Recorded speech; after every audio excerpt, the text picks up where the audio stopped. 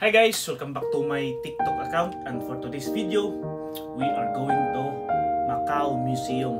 Itong Macau Museum, first time ko to napuntahan. Sa atin, tagal ko nandito sa Macau.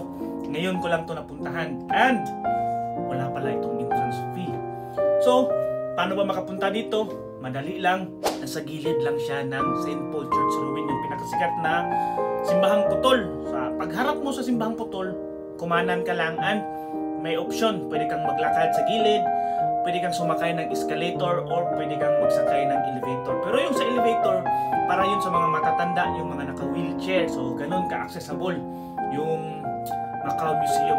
So, ano bang makikita natin dito? Papakita ko sa inyo. So, ito yung tinatawag nilang Museo de Macau. Pipilitin kong buuin yung kwento sa loob ng 5 minuto only. So, let's go! Ito yung makikita nyo pagdating mo sa top view. May mga totoong kanon na naiwan sa panahon ng gera. And makikita mo yung overlooking view ng Macau. And this is a 3-story building. Iba yung entry point, iba din yung exit point niya. Very accessible to sa lahat kasi may escalator, may elevator, and malamig din. Ang tanong, sulit bang puntahan ito? Ang sagot, oo. Dito mo malalaman ang kasaysayan ng Macau. It showcased the history of the city and the unique blend of Chinese and Portuguese cultures over the several centuries.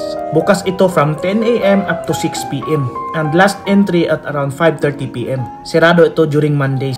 Nung sinearch ko to sa internet, meron palang 15 MOP na babayaran. Pero wala akong natandaan na may binayaran akong 15 MOP dun. The first floor focuses on the development of the Chinese and Western civilization before the 16th century, exploring the history, commercial activities, and religions that shaped early Macau. Habang second floor naman, displays aspect of popular art and traditions including daily life, religious ceremonies, and traditional festivals of the various communities that have inhabited the city. And on the third floor, showcasing the contemporary Macau, including city life and how the city is portrayed in the literature and arts. O diba, ang dami mong matututunan dito. And this is under by the Cultural Affairs Bureau. Hindi ko na ma-detalye isa-isa kung ano ang nakikita ko dun sa loob. Basta ang advice ko sa inyo, puntahan nyo na lang at pasukin nyo para you can see it for yourself. Bawat naka-display dun ay totoong artifacts.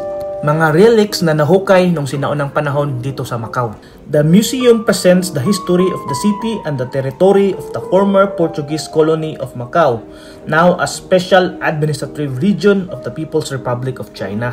Planning for the museum started in April 1995. Its construction began in September 1995.